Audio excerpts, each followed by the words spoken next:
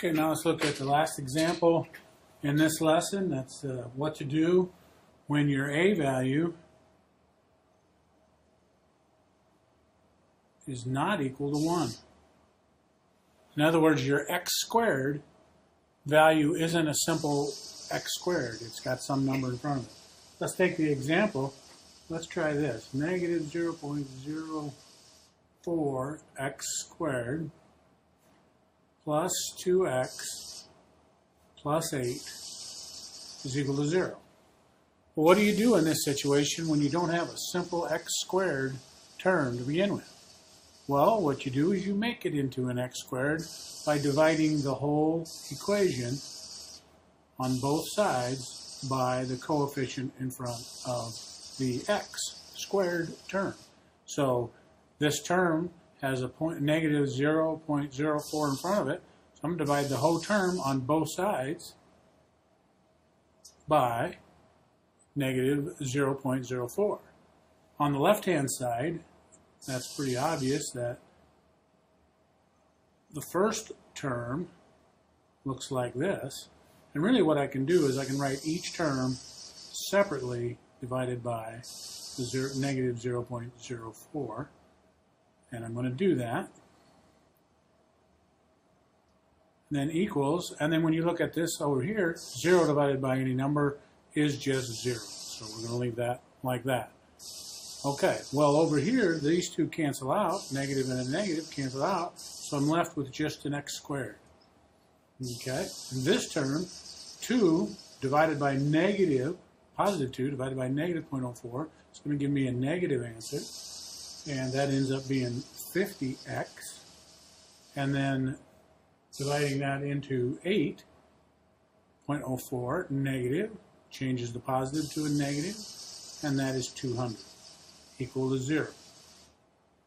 Now, since I have the A value is 1, this value, the coefficient of the x squared term is really a 1, I now can use complete the square as I have always done.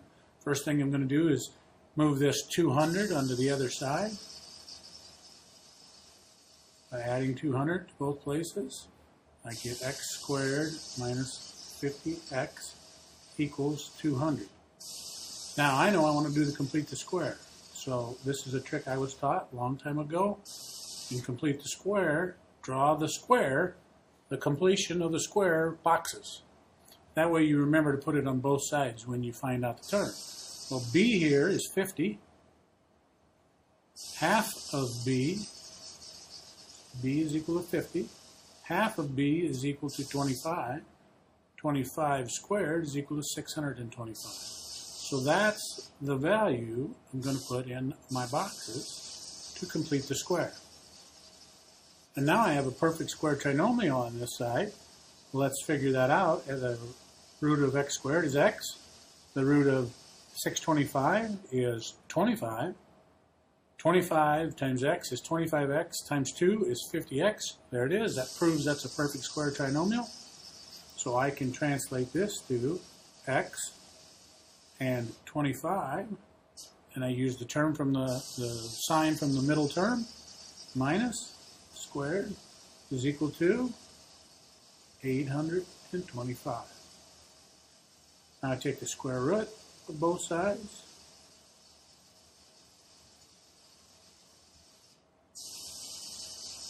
And when I do that, I end up with x minus 25 is equal to plus or minus square root of 825. I then can add 25 to both sides. I get x is equal to 25 plus or minus the square root of 825.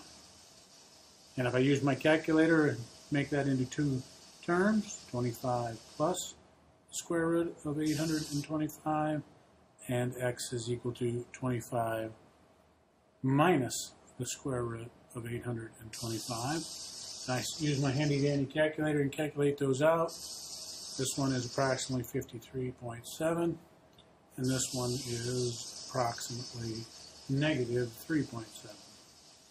And so if you go back and look at this example, this is an example talking about the distance that fireworks fall in the parabola of a fireworks.